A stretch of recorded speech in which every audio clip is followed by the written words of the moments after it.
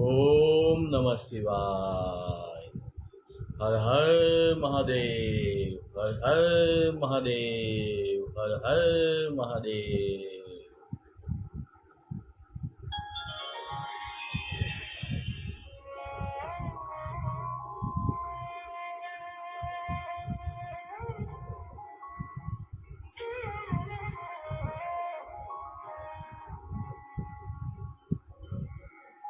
वक्रतुण्ड महाकाय सूर्यकोटि समप्रभा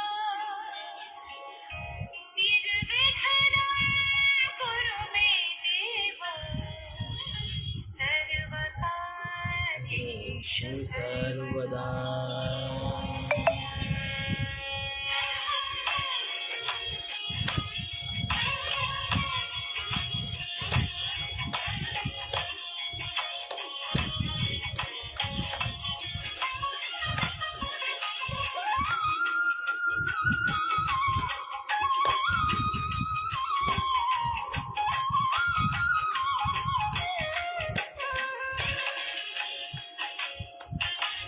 वक्रतुण्ड महाकाय सूर्यकोटि समप्रभा निर्विघ्नं कुरु मे देव सर्वकार्येषु सर्वदा। वक्रतुण्ड महाकाय सूर्यकोटि समप्रभा निर्विघ्नं कुरु मे देव सर्वकार्येषु सर्वदा।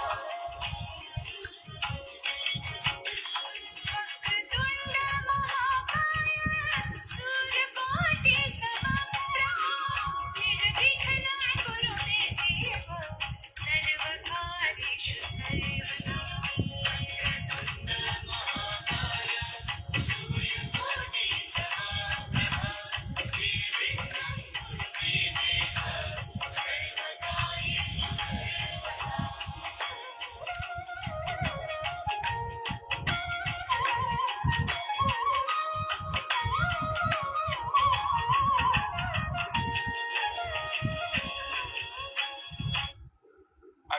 फोन कर दो टॉयलेट। શ્રાવણ માસમાં શિવમય બનીએ, ભક્તિના એકાઉન્ટમાં ક્રેડિટ કરીએ। શ્રાવણ માસમાં શિવમય બનીએ, ભક્તિના એકાઉન્ટમાં ક્રેડિટ કરીએ। આ જ આશયથી આપણે શિવ મહાપુરાણ કથાનું વાંચન કરી રહ્યા છીએ। ગઈકાલે આપણે 12 જ્યોતિર્લિંગોની વાતો કરી, એમના ઉપલિંગોની પણ વાત કરી અને નર્મદા કિનારે આવેલા અનેક જ્યોતિર્લિંગોની વાત કરી અને સાથે વાત કરી કે નર્મદાના દરેક પ્રાશાન, દરેક પથ્થર શિવલિંગ છે, શિવલિંગ રૂપ છે। એ રીતે આપણે ગઈકાલની કથાનું વિરામ કર્યું હતું। તો આજે આપણે એ શિવ મહાપુરાણ કથામાં જ્ઞાન સંહિતામાં 39મો અધ્યાય આપણે આગળ લઈ જઈએ છીએ। તો આપ સર્વ શિવ ભક્તોને મારા તરફથી ઓમ નમઃ શિવાય, હર હર મહાદેવ। આપ પર જ્યાં હોવ ત્યાંથી પોતાના સ્થાનેથી હર હર મહાદેવ નેક્સ્ટ નાદ લગાવો અને હર હર મહાદેવની કોમેન્ટ અવશ્ય કરશો। ઓમ નમઃ શિવાય, હર હર મહાદેવ, હર હર મહાદેવ।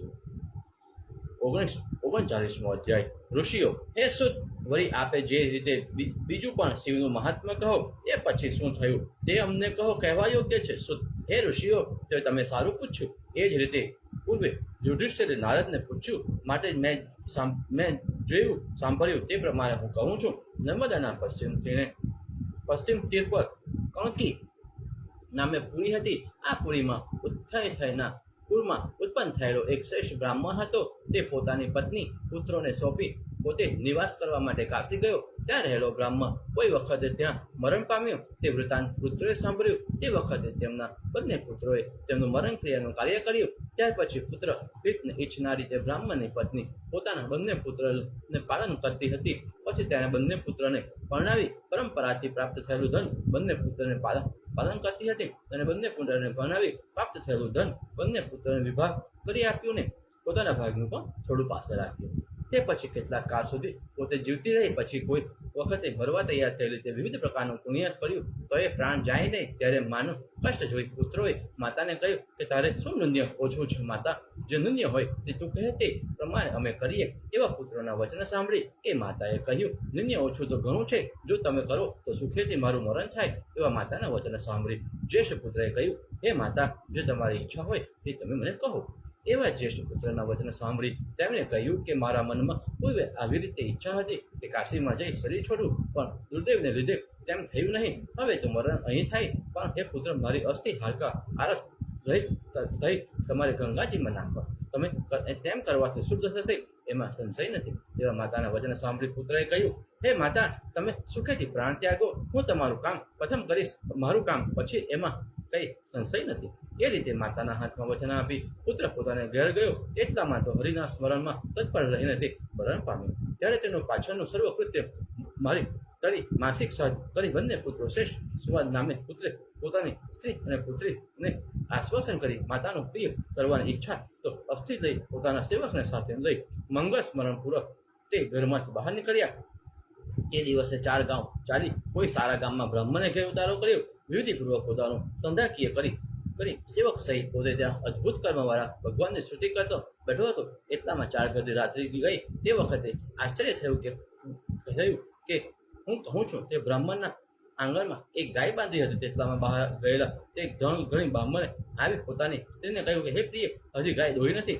એમ કહી દોવા માટે જલ્દી સ્ત્રીને બોલાવી ને વાછરદાને પ્રથમ ધવરાવી પાછો ખીલે બાંધવા માટે તેનો પ્રયત્ન કર્યો. એ રીતે બ્રાહ્મણ બાંધવા માટે ખેંચવા માંડેલા વાછરદાને પોતાના પગથી બ્રાહ્મણના પગને બહાર કર્યો. તેથી ક્રોધ પામેલા બ્રાહ્મણે ઓડી વળી વાછરદાને અત્યંત માર્યો. એ રીતે બ્રાહ્મણે મારેલો વાછરદો શાંત થયો. તોય ગાય દોહ્યા પછી પણ ક્રોધાયમાન થયેલા બ્રાહ્મણે તેને છોડ્યો નહીં. તેથી દુઃખ પામેલી ગાયે રુદન કર્યું. પોતાની માતાનું રુદન જોઈ વાછરદાએ તેને પૂછ્યું, હે માતા, તું કેમ રોવે છે? તને શું દુઃખ થયું છે? એવા પુત્રના વચન સાંભળી ગાયે કહ્યું, હે પુત્ર, મારું દુઃખ હું કહેવા પણ સમજ નથી. દુષ્ટ બ્રાહ્મણે તને માર્યો, તેથી મને દુઃખ થયું. એવા ગાયના વચન સાંભળી વાછરદાએ ગાયને કહ્યું, હે માતા, શું કરવું, ક્યાં જવું? આપણે કર્મથી બંધાયા છે. પૂર્વે જેવું કર્યું હોય તેવું આ વખતે ભોગવીએ. આપણે જ્યારે એને વશ થયા ત્યારે એ જે દુઃખ આપે તે આપણે સહન કરવું પડે. એ પછી તારી ઈચ્છા હોય તેમ તું કર. પ્રથમ હસીને કર્મ કરે, પછી રુદન કરતો ભોગવે.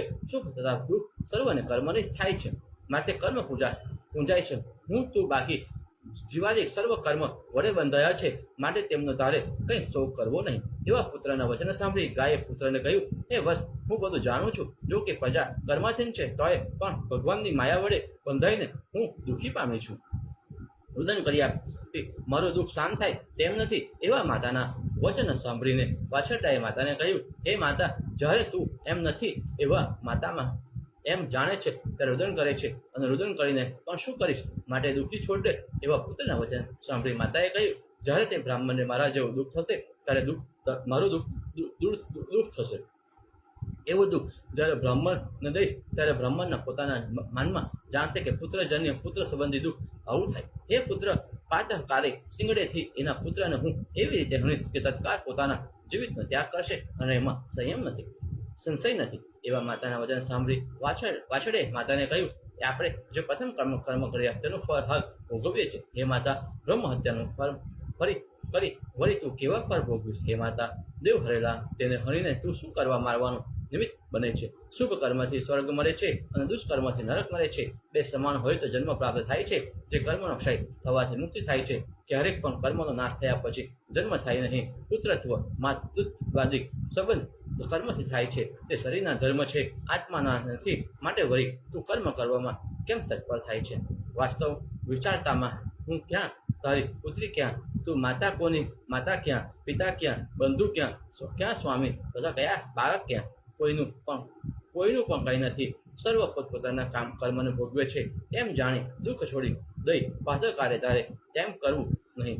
એવા પુત્રના વચન સાંભળી ગાયે કહ્યું કે હે પુત્ર, તારા કહ્યા પ્રમાણે હું જાણું છું, પણ પરમેશ્વરની માયા બળવાન છે. હું તે માયાનો ત્યાગ કરું છું, પણ એ માયા મને છોડતી નથી. તારું દુઃખ ને મેં જોયું છે, તે દુઃખ બારે છે. તેમ જ્યાં બ્રહ્મ હત્યાનો નાશ થાય છે તે જ ખરે જોયું જશે પણ થાય છે. જોયું છે ત્યાં પણ જવાથી મારી હત્યા જતી રહેશે. બ્રાહ્મણના પુત્રને હણી મારું અંગ શ્યામ થઈ જશે, પણ નર્મદાના તીરે નંદિકેશ તીર્થમાં સ્નાન કરવાથી પાછો શ્વેત થઈ જશે. એ બ્રહ્મ હત્યાને નિવારણ કરવાની પરીક્ષા છે. એવા વાર્તાના વચન સાંભળી વાછરદાએ પણ કહ્યું નહીં. તે બંનેનું અદ્ભુત એવું વૃત્તાંત સાંભળી વટે માર્ગો બ્રાહ્મણે આ સાંભળેલું સર્વ વૃત્તાંત પાઠાકારે જોઈ મારે અહીંથી જવું એમ નિશ્ચય કર્યો. ઇતિ શિવ પુરાણે જ્ઞાન સંહિતામાય ગુજ્જર ભાષામાય એકચંતોવાય અધ્યાય સમાપ્ત. અહીં આપણને આ અધ્યાયમાં કર્મના ફળ અને કર્મના પરિણામ એ બંનેના વિશે વાત કરી. સારા કર્મના સારા કર્મ અને સારા દુષ્કર્મના આપણે ખોટા પરિણામો ભોગવવા પડે એની આપણને અહીં વાત થઈ. તો મિત્રો, હવે આપણે જ્યાં હોઈએ ત્યાંથી એક વખત હર હર મહાદેવનો નાદ કરીએ અને આગળની કથાને શ્રવણ કરીએ. શ્રુત, હે ઋષિઓ, પ્રાતઃકાળ થયા પછી ઉઠેલી ઘરધણી બ્રાહ્મણે તે વટી માર્ગુ બ્રાહ્મણને કહે કે એ પાઠ તમે કાશી જવાને માટે વખત થાય છે, તે તું કેમ સૂઈ રહ્યો છે? એવા તે ધણધણીના વચન સાંભળીને વટે માર્ગુ બ્રાહ્મણે તેને કહ્યું, એ બ્રાહ્મણ, તું સાંભળ, મારા સેવકના શરીરમાં કઈ વ્યથા ઉત્પન્ન થઈ છે, તેથી મુહૂર્ત માત્ર રહીને હું જઈશ. એ રીતે બહાનું કાઢી વટે માર્ગુ સૂઈ ગયો. ગાય દોહવા માટે તે ધણધણી બહાર પોતાના પુત્રને કહ્યું, હું કાર્ય વાસ્તવ બહાર જાઉં છું, માટે ગાય દોહવા માટે તું પાસે રહેજે. એવા પિતાના વચન સાંભળી તેના પુત્રે ઉઠી વાછરડાને છોડ્યો અને તે પુત્રીની માતા દોહવા માટે આવી. તે બ્રાહ્મણનો પુત્ર વાછરડાને મારી લીલા સાથે બાંધવા નીચે નમ્યો. તેટલામાં ક્રોધાયમાન થયેલી ગાયે શિંગડા વડે મર્મ વિશે તાંડન કરેલો તે મૂર્છા પામી ગયો. તે વખતે ગાયે હળેલા તે બાળકને જોઈ અરે જળ લઈ આવો એમ બોલતા ત્યાં ઉભેલા સર્વ લોકો પ્રયત્ન કરવા લાગ્યા. તેટલામાં તે બાળક મરણ પામ્યો અને તે સમયે મોટા હાહાકાર થયો. તેટલામાં એ પાથિક બ્રહ્મ સેવકને ગાયને મારીને બહાર કાઢી મૂકી. શ્વેત વર્ણવાળી તે ગાય તે વખતે શ્યામ વર્ણની થઈ ગઈ. અરે આ બ્રહ્મના પુત્રનો નાશ જુઓ એમ પરસ્પર કહી લોકો ચીસ પડવા લાગ્યા.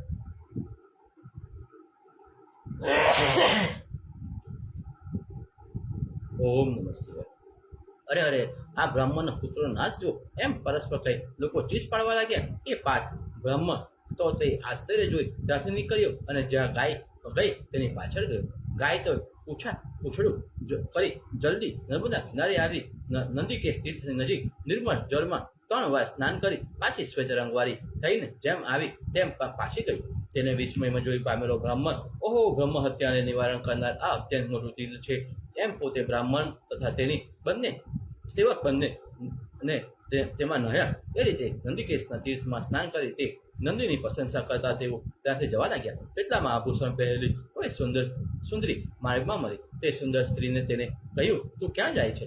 તે મારી આગળ સત્ય કહે. એવા તે સુંદરીના વચન સાંભળી બ્રાહ્મણે પોતાનું વૃત્તાંત કહ્યું. તે વખતે તે સ્ત્રી બ્રાહ્મણને કહ્યું કે તું ઊભો રહે. એવા સ્ત્રીના વચન સાંભળીને ઊભા રહેલા બ્રાહ્મણે તે સ્ત્રીને કહ્યું, તું શું કહે છે? તે સ્ત્રી કહ્યું કે હે દ્વિજોત્તમ, તું પાછો વળ અને જે સ્થળ તે જોયું છે ત્યાં માતાના હરકા નાખી દે, જેથી તારી માતાના સાક્ષાત દિવ્ય દેહ ધારણ કરીને સદગતિ પ્રાપ્ત થશે. હે દ્વિજસતમ, વૈશાખ માસના શુક્લ પક્ષની સમાપ્તિએ શુભ દિવસે અહીં ગંગા આવે છે, તેથી સપ્તમી આજે છે, તેથી હું ગંગા પોતે ત્યાં જાઉં છું એમ કહી ગંગા અર્ધ ધ્યાન થઈ ગયા અને તે બ્રાહ્મણે ત્યાં આવી નંદિકેશની નજીક નદીમાં હરકા નાખ્યા. તે જ વખતે પોતાની માતા જોવામાં આવી. દિવ્ય દેહ વડે તેણે કહ્યું, હે પુત્ર, તું ધન્ય છો, પુત્ય છો. કુલને તે પવિત્ર કર્યું, માટે ધન ધાન્ય આયુષ્ય અને તારો વંશ વૃદ્ધિ પામ્યો. એ રીતે આશીર્વાદ દઈ ઉત્તમ ગતિને પ્રાપ્ત થઈ. તે બ્રાહ્મણ પર હરકા નાખી પોતાને ઘેર ગયો. તે દિવસથી ઉત્તમ એવું તીર્થ પસાર થયું. નંદિકેશની નજીક સ્નાન કરી મોટાઓના વચનથી માણસ તે ફળ પામે એમાં સંદેહ નથી. વળી બીજો ઇતિહાસ કહું તે સાંભળો. 12 વૈદ્યને પ્રાપ્ત થયેલી ઋષિકા નામે બ્રાહ્મણી નર્મદા નદી તીરે રહેતી હતી. તેથી પાર્થિવની પૂજા કરી અતિ દારૂણ તપ કરવા માંડ્યું. તેટલામાં કોઈ મૃત નામે દૈત્ય તે તપથી તેને ભ્રષ્ટ કરવા તત્પર થયો. તોય તે બ્રાહ્મણીને પોતાનું તપ તોડ્યું નહીં અને ત્યારે તે દૈત્ય તેને પાછળ દેખાડ્યો.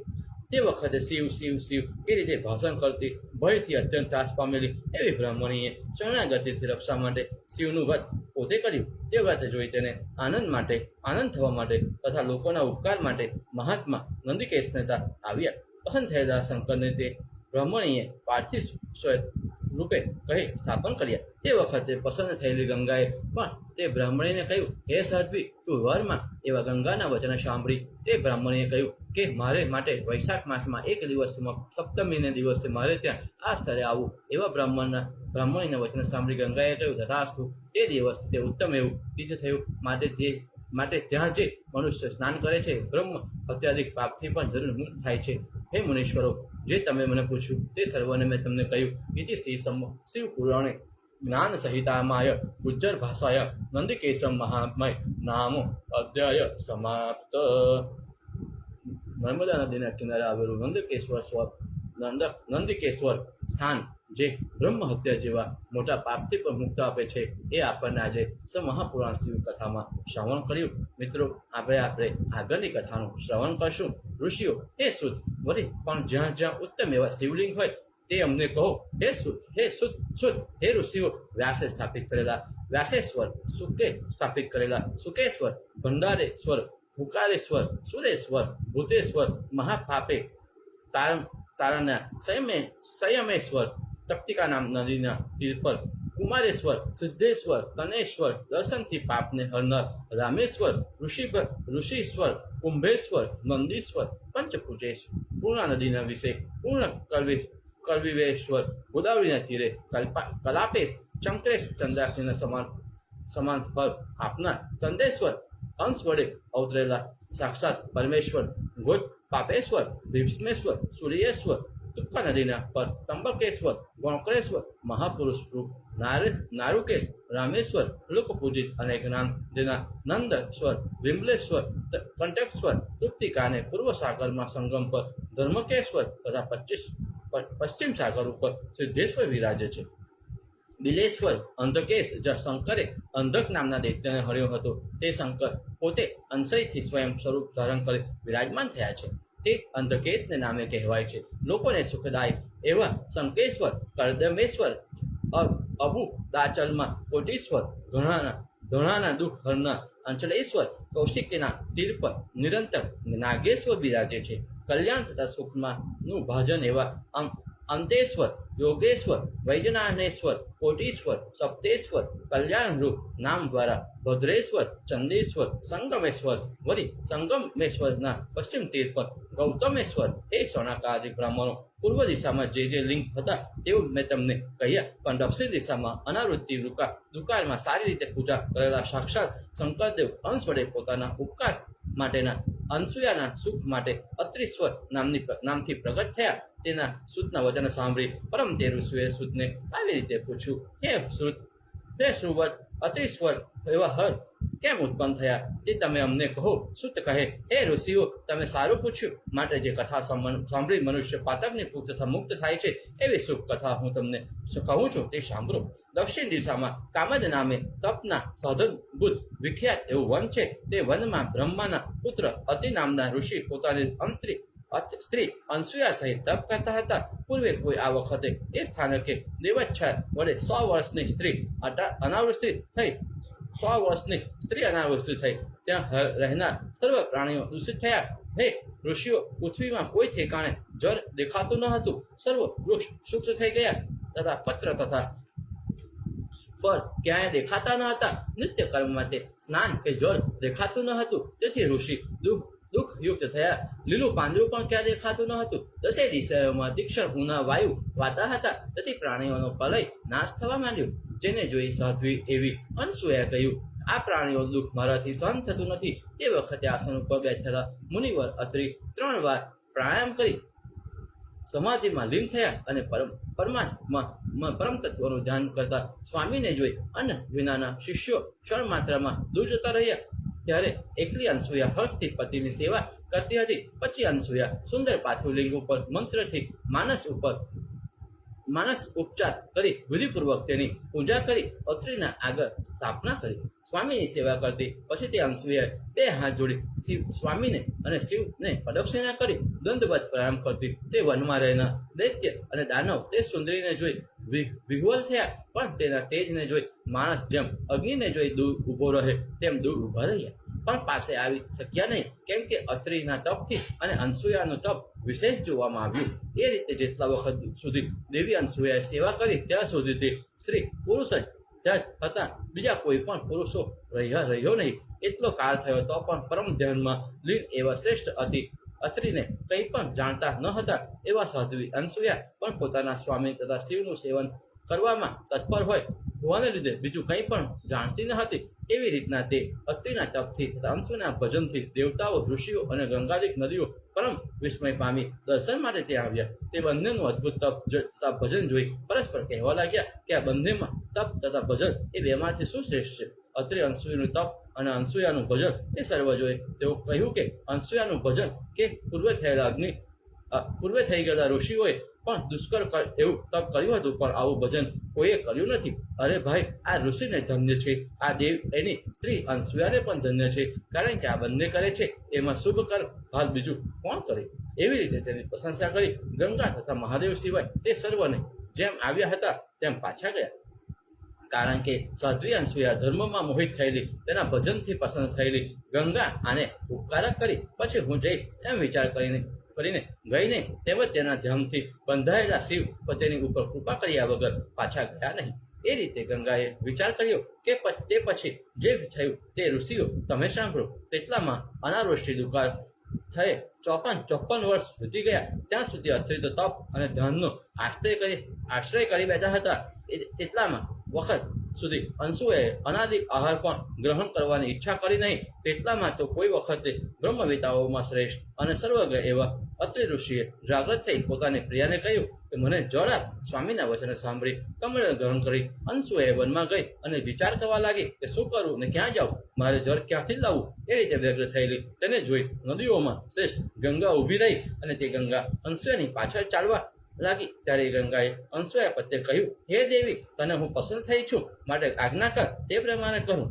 એવા ગંગાના વચન સાંભળી ઋષિ પત્ની અનસૂયાએ તેને પૂછ્યું, હે કમલ પત્રાક્ષી, તું કોણ છો અને ક્યાંથી આવી છું? એવા અનસૂયાના વચન સાંભળી ગંગાએ કહ્યું કે સ્વામીની તથા શિવની સેવા જોઈ તેમજ ધર્મવતી અને સાધ્વી તને જોઈ તારી પાસે હું રહી છું. હે પવિત્ર હાસ્યવાળી, હું ગંગા છું અને તારા ભજનથી અહીં આવી તારે વશ થઈ છું, માટે તારે જે ઈચ્છા હોય તે મારી પાસેથી તું માંગ. એવા ગંગાના વચન સાંભળી હાથ જોડી પાસે ઉભેલી સાધ્વી અનસૂયાએ ગંગાને કહ્યું કે તું જો મારી ઉપર પસંદ થઈ હોય તો અત્યારે મને જળ આપ. એવા અનસૂયાના વચન સાંભળી ગંગાએ કહ્યું કે તું ખાડો કર. એ રીતે ગંગાએ કહ્યું એટલે અનસૂયા જલ્દી ખાડો કરી ક્ષણ માત્રમાં ઊભી રહી. ત્યારે ગંગા તે ખાડામાં પ્રવેશ કરી જળરૂપ થઈ તેને જોઈ પરમ આશ્ચર્ય પામેલી અનસૂયાએ તે ખાડામાંથી જળ ગ્રહણ કરીને લોકોને સુખ થવા માટે ગંગાને કહ્યું, જો તું મારી ઉપર પસંદ થઈ હોય તો મારા ઉપર કૃપા કરો, તો જ્યાં સુધી મારા સ્વામી ધ્યાનથી મુક્ત થાય ત્યાં સુધી તારે અહીં રહેવું. ગંગાએ કહ્યું, હે દેવી, હે અનદે, મારું સત્ય વચન સાંભળ. જો તું 1 માસ સુધી કરેલી પતિ સેવાનું ફળ મને દે તો હું તારા કહેવા પ્રમાણે અહીં રહું. એવા ગંગાના વચન સાંભળી અનસૂયાએ પણ તે પ્રમાણે કર્યું. એટલે સર્વ પ્રાણીએ દુર્લભ એવું જળ ગ્રહણ કરી સ્વામીને આપી તેની આગળ ઊભી રહી. ઋષિ પણ તે જળનું વિધિપૂર્વક આચમન કરી સુંદર જળનું પાન કરી સુખ પામ્યા અને વિસ્મય પામેલા ઋષિએ અહો નિત્ય જે જળ પીએ છે એ જળ આ નથી એમ વિચાર કરી ચોતરફ જોયું. ત્યાં સુકાયેલા વૃક્ષો અને અતિવૃક્ષ એવી દિશાઓથી જોઈ ઋષિશ્રેષ્ઠ અત્રિએ સ્ત્રીને પૂછ્યું, હજી વરસાદ થયો નથી? એવું સ્વામીનું વચન સાંભળી, હે નાથ, હજી વરસાદ થયો નથી એમ તેને કહ્યું. અત્રિએ તેને વળી પૂછ્યું, જ્યારે વરસાદ થયો નથી ત્યારે જળ તું ક્યાંથી લઈ આવી? ત્યારે પરમ વિસ્મય અનસૂયાએ મનમાં વિચાર કર્યો કે જે કર્યું તે પ્રમાણે જો નિવેદન કરું તો મારો ઉત્સક દેખાય અને તે પ્રમાણે નિવેદન ન કરું તો મારો વ્રત ભંગ થાય, માટે ઉત્સક ન પણ થાય અને વ્રત પણ ભંગ ન થાય. એ રીતે મારે નિવેદન કરવું. એટલામાં તો વારંવાર સ્વામીએ પૂછ્યું. એટલે અનસૂયાએ કહ્યું કે સ્વામી, હું કહું છું તે સાંભળો. શંકરના પ્રતાપથી તથા તમારી સેવાથી ગંગા આવી છે તેનું આ શુભ જળ હતું. એવા અનસૂયાના વચન સાંભળી વિસ્મય પામેલા મુનિએ કહ્યું, હે સુંદરી, તું સત્ય કહે કે અસત્ય કહે, પણ તે તારું કહેવું યથાર્થ છે એમ હું માનતો નથી. કેમ કે ગંગાને લાવવી અતિ દુર્લભ એવું એ કામ કેમ થાય? અને મને પરમ વિસ્મય લાગે છે. માટે એ રીતે જો તું નજરે તું દેખું તો માનું, તે વગર મનાય નહીં. એવા સ્વામીના વચન સાંભળી અનસૂયાએ કહ્યું કે હે નાથ, જોવાની ઈચ્છા હોય તો ભલે ગમે ત્યાં આવો એમ કહી પતિને ત્યારે લઈ જવા ખાડા ગંગામાં હતી ત્યાં પોતે ગઈ. ત્યાં જઈ ખાડામાં ગંગા તેને દેખાડી. એ રીતે ઋષિ શ્રેષ્ઠ અત્રિએ ત્યાં જઈ કંઠ સુધી ભરેલો સુંદર ખાડો જોઈ. આ સ્ત્રીને ધન્ય છે, તેના પાસે મારું તથા બીજાઓનું તપ અલ્પ છે. એવી રીતે અત્રિ ઋષિ વારંવાર સ્તુતિ કરી દુર્લભ એવા તે જળના સ્નાન કરી વળી આચમન કરી વારંવાર સ્તુતિ કરવા લાગ્યા. તેમજ સુંદર એવા તે જળના અનસૂયાએ પણ સ્નાન કર્યું અને બંનેએ પોતાનું નિત્ય કર્મ કર્યું. તે વખતે ગંગાએ કહ્યું, હવે હું જાઉં છું. ત્યારે સાધ્વી એવી અનસૂયાએ નદીમાં શ્રેષ્ઠ એવી ગંગાને કહ્યું, હે દેવેશી, તું મારી ઉપર જે પ્રસન્ન થઈ હો તો જો મારા ઉપર જો કૃપા હોય તો હું કહું તે સાંભળો. મોટાઓનો અવાજ સ્વભાવ તો આવો જ હોય છે કે સ્વીકારેલી વાતો તેઓ ત્યાગ કરતા નથી. માટે હે નદીઓ, ઓમાં શ્રેષ્ઠ ગંગે મારો ધર્મ કરી સારો કે નથારો હોય તોય પણ તું મારી ઉપર કૃપા કરવા યોગ્ય છો. એમ કહી વારંવાર સ્તુતિ કરી તેને પ્રણામ કર્યા. તેમજ અત્રિ ઋષિએ પણ ઉત્તમ સંતવન કર્યું. વળી ઋષિ સહિત સાધ્વી અનસૂયાએ ગંગા પાસે યાચના કરી કે મારી ઉપર કૃપા કરી અહીં તપોવનમાં તમારે રહેવું. એવા અનસૂયાના વચન સાંભળી ગંગાએ તે પ્રત્યે વચન કહ્યું, હે સતી, વર્ષ પર્યત શંકરના પૂજનથી થયેલું ફળ અને વર્ષ પર્યત કરેલી સ્વામીની પૂજાનું ફળ જો મને તમે આપો તો લોકોના માટે આ તપોવનમાં હું રહું. કેમ કે હે દેવી સાધ્વી એવી પતિવ્રતાને જોઈ જેવું મારું મન પસંદ થાય તેવું દાન, સ્નાન, યજ્ઞ તથા યોગ વડે પસંદ થતું નથી. કારણ કે હે પ્રિય પતિવ્રતે જોઈને મારું પણ પાપ નાશ પામે. માટે મારી માંગણી કરેલું તું આપે તો લોકહિત માટે અતિ તપોવનમાં સ્થિર થઈને રહું. એવા ગંગાના વચન સાંભળી 1 વર્ષ શિવનું તથા સ્વામીનું સેવાનું ફળ તેને દીધું. કારણ કે મોટાઓનો સ્વભાવ એવો હોય છે કે પારકાઓના હિતની ઈચ્છા કરવી. સુવર્ણ, ચંદન અને ઈસુ શેરડી દયાદી રસ જેમના પોતાના આત્માને પીડી પારકાઓનો ઉપકાર કરે છે તેઓ મહાત્મા પણ પારકાઓનું જ હિત કરે છે. એ રીતે અનસૂયાના શિવજીનું પૂજન તથા સ્વામી સેવાનું એક ફળ લઈ ત્યાં રહેવાનો નિશ્ચય કર્યો. અને પાર્થિવ રૂપે રહેલા શંભુએ પણ કહ્યું, હે પ્રિય, તું મને અત્યંત પ્રિય છો, તેથી હું પસંદ થયો છું. માટે તું ઈચ્છિત વરમાં. એવી રીતે કહેતા પંચમુખવાળા હરને જોઈને વિસ્મિત થયેલા અત્રિએ અને અનસૂયા કહેવા લાગ્યા કે હે દેવેશ, તમે જો પસંદ થયા હો ને જો જગદંબિકા એવા ગંગા પણ પસંદ થયા હો તો હે દેવ, આ વનમાં લોકોને સુખ થવા તથા વિરાજમાન થઈ પૂજા વડે લોકોના સુખ આપનાર થાઓ. અત્રિ અને અનસૂયાના એવા વચન સાંભળી પસંદ થયેલા ગંગા અને મહેશ્વર એ બંને જ્યાં ઋષિ શ્રેષ્ઠ એવા અત્રિ હતા ત્યાં સ્થિતિ કરી રહ્યા. પારકાને દુઃખ હરનારા એવા શંકર અત્રિશ્વર નામે ત્યાં વિરાજમાન થયા. તેમજ ગંગા પણ પાર્વતી સહિત ત્યાં રહ્યા. તે દિવસથી ત્યાં અક્ષય એવું જળ થયું. એક હાથમાં જેટલા તે ખાડામાં અક્ષય જળ થયું. તે સાંભળી સ્ત્રીઓ સહિત સર્વ દિવ્ય ઋષિઓ અનેક તીર્થમાંથી ત્યાં આવ્યા. તે મુનિઓના શ્રેષ્ઠ જળ, સાર તથા વિવિધ પ્રકારના ફળ પણ ત્યાં થયા. એ રીતે ઈચ્છિત ફળ આપનારું વન થયું. યજ્ઞમાં ભાગ પરાયણ એવા કર્મ વડે સંતુષ્ટ તે ઋષિઓને સદા સુખ વૃષ્ટિ જ્યાં જઈ તેઓ ઉત્તમ વ્રત કર્યા ત્યાં લોકોએ વિશે પરમ આનંદ થયો. અત્રિશ્વરના મહાત્માને તે સાંભળી તે લોકોને કલ્યાણ પામે છે. ઇતિ શિવ પુરાણે જ્ઞાન સંહિતામાય ગુજ્જર ભાષાયમ ગંગા વર્ણમ નામે અધ્યાય સમાપ્ત.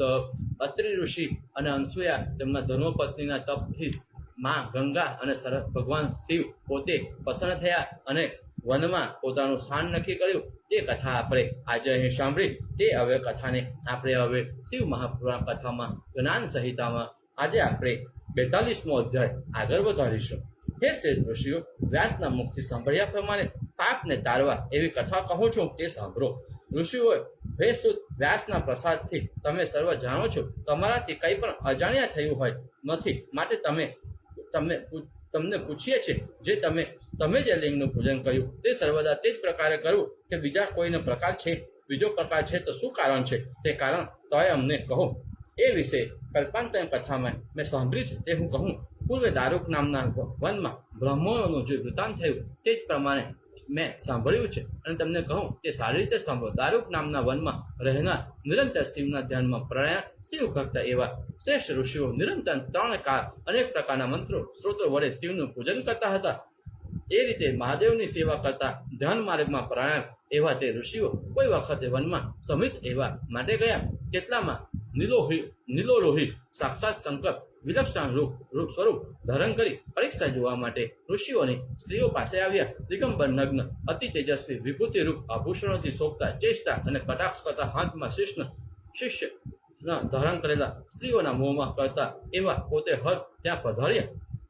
તેને જોઈ પરમ ત્રાસને પામેલી વિહલ વિસ્મય પામતી ઋષિની સ્ત્રીઓ ત્યાં આવી. કેટલીક સ્ત્રીઓ હાથ ઝાલીને તે પુરુષને જોઈ પરસ્પર આલિંગન કરતી હતી. તેટલામાં સર્વ ઋષિઓ વનમાંથી આવ્યા. આવા વિચિત્ર વર્તનવાળા પુરુષને જોઈ ક્રોધથી મૂર્છિત થયેલા, દુઃખિત થયેલા આવે તેવું આ કોણ છે એમ કહેવા લાગ્યા. તો પણ તે વિરૂપી પુરુષ કઈ બોલ્યો નહીં. ત્યારે ઋષિઓએ વિરૂપી પુરુષને કહ્યું, તું વિરુદ્ધ ધર્મ કરે છે, માટે તારું લિંગ પૃથ્વી ઉપર તૂટી પડો. આથી તે લિંગ ક્ષણ માત્રમાં તૂટી પડેલું લિંગ તે લિંગ અગ્નિપેઠે પાસે રહેલી સર્વ વસ્તુઓને બાળવા લાગ્યું. તે લિંગ જે સ્થાને ગયું ત્યાં બાળવા લાગ્યું. પાતાળમાં ગયું, સ્વર્ગમાં ગયું, પૃથ્વીમાં સર્વત્ર ફર્યું, પણ ક્યાંય સ્થિર થયું નહીં. તેથી લોકો વ્યાકુળ થયા અને ઋષિઓ પણ દુઃખિત થયા. દેવતાઓ તથા ઋષિઓ ક્યાં પણ સુખી થતા ન હતા. તે સર્વ દેવતાઓ તથા દૂષિત એવા ઋષિઓ જેમણે આ શિવને જાણ્યા ન હતા તે સર્વ બ્રહ્માને શરણ્યા ગયા અને સર્વ વૃત્તાંત બ્રહ્માને કહી બતાવ્યું. તેમના વચને સાંભળી બ્રહ્મા તેમને શ્રેષ્ઠ ઋષિઓને કહેવા લાગ્યા કે તમારા જેવા જાણનાર જ્યારે નિર્દિત કામ કરે ત્યારે અજાણ્યા કરે તેમાં શું કહેવું? હે દેવતાઓ, આ રીતે શિવ સાથે વિરોધ કરી કોણ કલ્યાણ પામે? દૂરથી ઘેર આવેલા અતિથિનું જેમ અપમાન કરે તે પુણ્યને લઈ લે. પોતાનું પાપને તેને આપી અતિથિ જાય છે, ત્યારે અતિથિ રૂપ શિવનો અનાદર કરનાર ક્યાંથી સુખ પામે? જ્યાં સુધી સુખ એવું લિંગ ત્રિલોકી વિષ ક્યાં પણ સ્થિર નહીં થાય ત્યાં સુધી પણ સુખ નહીં થાય. એ હું સત્ય કહું છું. એ રીતે સુખ થાય તે રીતે તમે કરો. એવા બ્રહ્માના વચન સાંભળી તેને પ્રણામ કરી દેવતાઓએ કહ્યું કે શું કરવાથી જગત સ્વાસ્થ્ય થાય? તે પ્રમાણે અમે કરીએ. એવા દેવતાઓના વચન સાંભળી બ્રહ્મા તેઓને કહેવા લાગ્યા કે ગિરિજા દેવીનું આરાધન કરી તમે પ્રાર્થના કરો. કેમ કે તે ગિરિજારૂપી જલાધારી વિના તે લિંગ સ્થિર થશે નહીં. માટે તે પસંદ થાય તે પ્રમાણે કરો. વળી તેના આધારનો પ્રકાર કહું છું તે સાંભળો.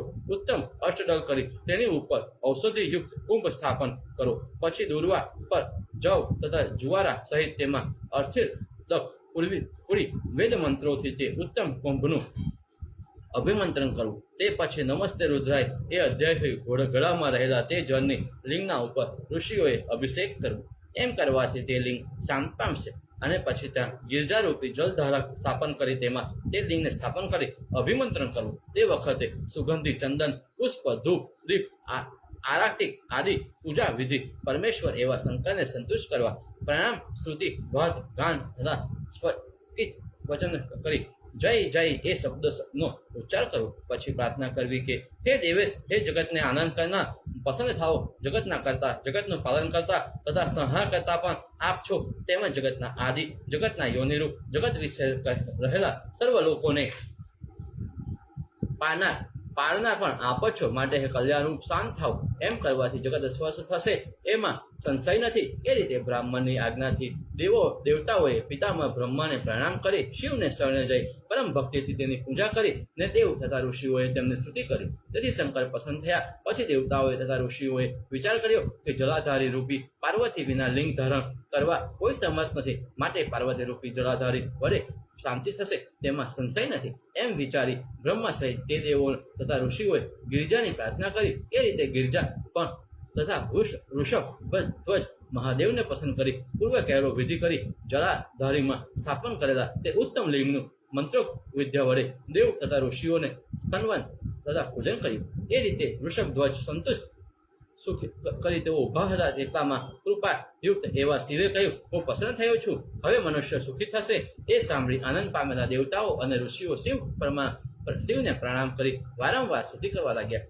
એ રીતે દયાળુ બ્રહ્મા, વિષ્ણુ અને રુદ્ર સર્વ લોકોને સુખ કર્યું. એ રીતે પાર્વતી રૂપી જલધારીમાં તે લિંગનું સ્થાપન કરવાથી સર્વ લોકનું કલ્યાણ થયું. હે ઋષિઓ, પ્રસિદ્ધ એવું જ્યોતિર્લિંગ તથા આ સ્થાપિત લિંગમાં વિશે શું છે તે હું કહું છું.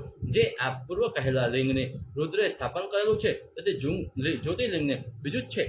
તે તો જ્યોતિર્લિંગ તો બીજું જ છે. રુદ્ર સ્થાપિત કરેલું નથી. તેના રુદ્ર સ્થાપિત કરેલા લિંગને નિવેદન કરેલું માખીના પગ જેટલા શિવ નિર્માલ્યનો ક્યારેય પણ સ્પર્શ કરવો નહીં. એવા સૂતના વચન સાંભળી સોનાડિક સર્વ ઋષિઓએ સૂતને પૂછ્યું, શિવમાં નિર્માલ્ય પણ કેમ? એવા સોનક આદિના વચન સાંભળી સૂત તેઓ પ્રત્યે કહ્યું કે હે ઋષિઓ, તમે સારું પૂછ્યું. માટે જે રીતે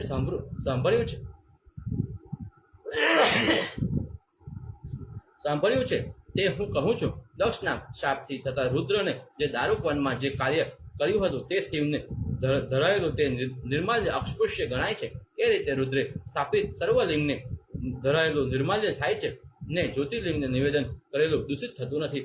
ઇતિ શિવ મહાપુરાણે જ્ઞાન સંહિતામાં ગુજ્જર ભાષામાં લિંગ વિધામ નામ અધ્યાય સમાપ્ત. ઓમ હર હર મહાદેવ, હર હર મહાદેવ, હર હર મહાદેવ. ઓમ નમઃ શિવાય. હવે આપણે અધ્યાય 43મો આગળ સાંભળીશું.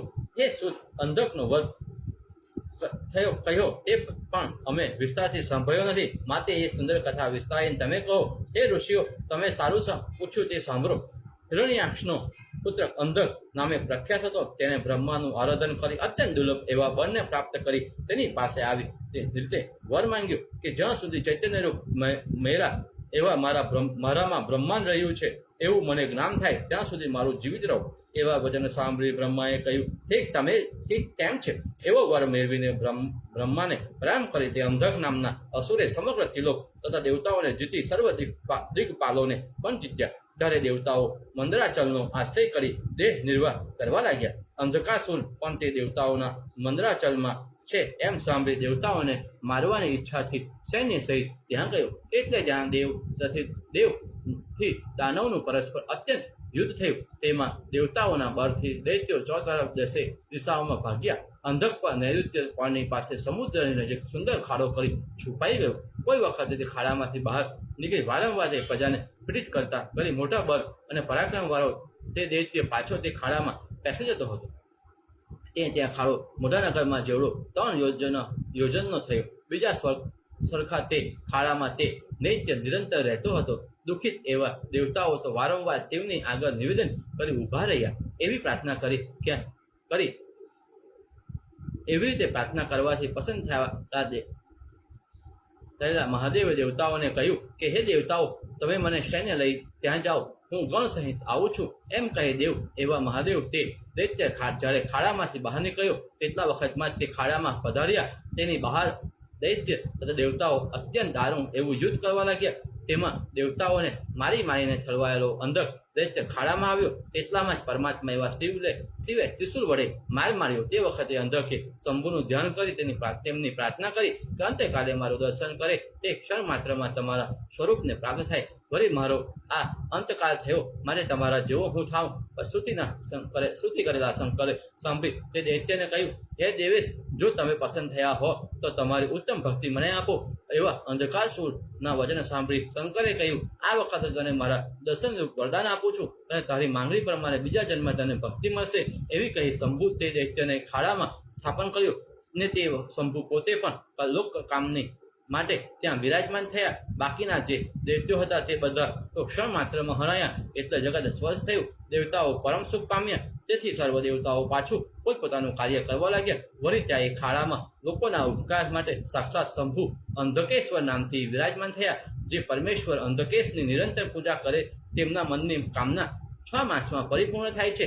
જે માણસ લોકોના ભયને તારનાર શિવની નિરંતર પૂજા કરે છે તે ક્યારેય દુઃખી થાય નહીં અને અતુલ એવા સુખને પ્રાપ્ત થાય. પારકું દ્રવ્ય લઈ શિવનું આરાધન કરવું નહીં. જે બ્રાહ્મણ કુટુંબ સહિત માટે કે આજીવિકા માટે 6 માસ સુધી શંકરની પૂજા કરે તે દેવલોક કહેવાય. જે દેવલોક કહેવાયો અને તે બ્રાહ્મણના કર્મનો અધિકાર નથી. એવા વચન સાંભળી સૂતના વચન સાંભળી શૌકાદિક ઋષિઓ સૂત પ્રત્યે કહેવા લાગ્યા.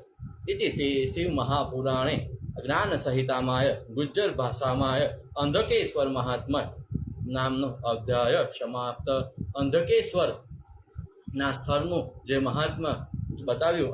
અંધકાસુર નામનો જે રાક્ષસ પૃથ્વી પર તાંડવ કરતો હતો, દુઃખોને દુઃખી કરતો હતો, તે કેવી રીતે પ્રભુ શિવના હાથે મરણ પામ્યો અને કેવી રીતે શિવની ભક્તિ પામ્યો તે આપણે આજે સાંભળ્યું.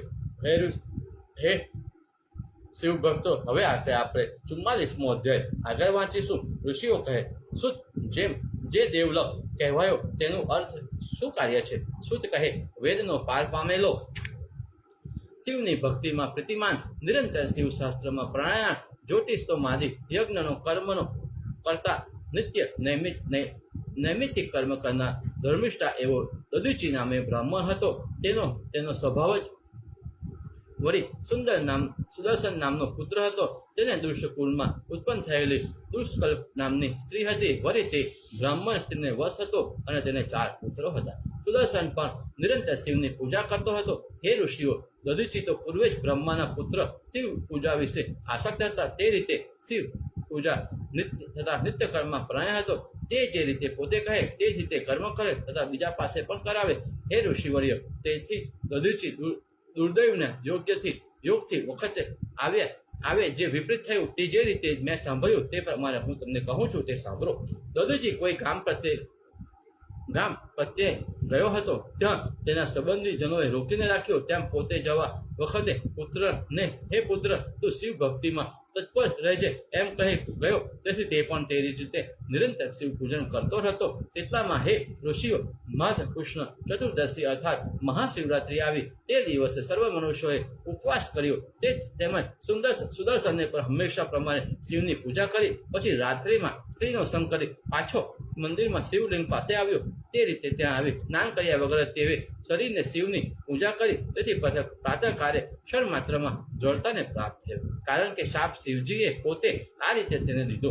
હે દુષ્ટ, શિવરાત્રિમાં તે સ્ત્રીનું સેવન કરી પછી પાછું સ્નાન કર્યા વગર મારી પૂજા કરી. એ રીતે જાણતા છતાં તે કર્યું. આજે માટે તું જળતાને પ્રાપ્ત થાય. હે પાપિષ્ઠ, તું મારો સ્પર્શ ન કરે, દૂરથી દર્શન કર એમ શંકરે કહ્યું અને સુદર્શન જળતાને પ્રાપ્ત થયું. એટલામાં તે દધીચી બ્રાહ્મણ બીજે ગામે આવ્યો અને તે બનેલો પુત્રનું વૃત્તાંત સાંભળ્યું. એ સાંભળી શિવને તિરસ્કાર કરેલો તે દધીચી પણ દુઃખથી કહેવા લાગ્યો, અરે હું હરાયો છું. આ કુપુત્રે મારું કુળ દૂષિત કર્યું. તેટલા વખતમાં જે સ્ત્રી વડે સુદર્શન અત્યંત દુઃખ પામ્યો હતા, પતિથી થયો હતો, તે સ્ત્રીની પણ મૂળતુલ્ય ઉછળી થઈ. તે પછી શિવના તિરસ્કારથી દુઃખિત થયેલા સુદર્શનના પિતા દધીચીએ શિવને સંતુષ્ટ કરી તેની પૂજા કરીને તેમના પુત્ર દર્શનને પણ વ્રતનો ભંગ કરવાથી દુષ્ટ છો એમ કહી તેની સ્ત્રીનો તિરસ્કાર કરી તે પુત્રનું અનિષ્ટ અટકાવવા દધીચી નામના તેના પિતાએ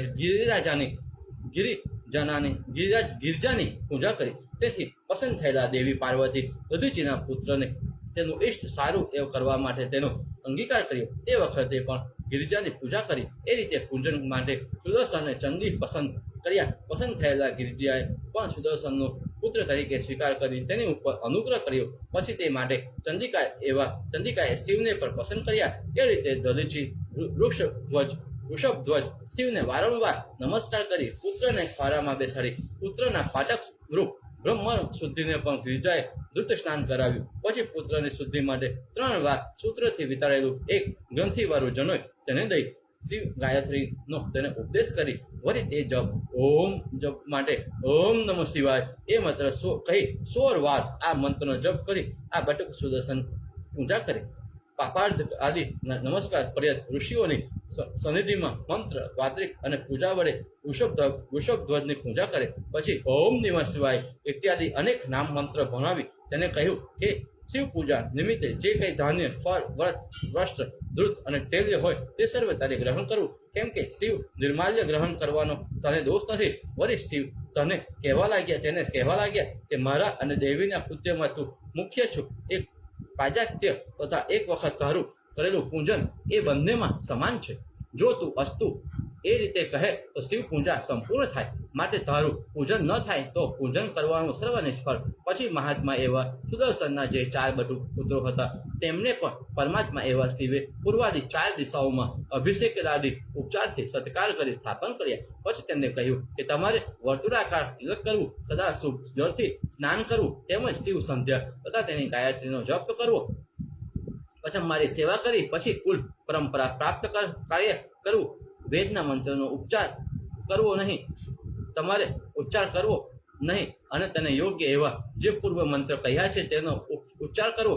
એ રીતે ગિરિજા અને શિવને સુદર્શનને પુત્રના પ્રાણે અનુગ્રહ કરી તેના પુત્રોને પણ અનેક વર આપી બોધ કર્યું. બંને વ્યૂહમાં જ્યારે બટુક હોય ત્યારે નિરંતર વિજય થાય એવા સંશય નથી.